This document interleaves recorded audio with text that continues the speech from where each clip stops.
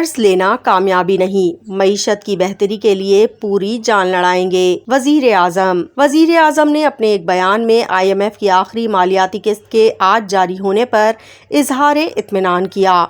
उन्होंने कहा कि 2016 में मेरे कायद नवाज शरीफ ने IMF प्रोग्राम मुकम्मल किया था। ये SBA दूसरा प्रोग्राम है जो मुकम्मल हो रहा है।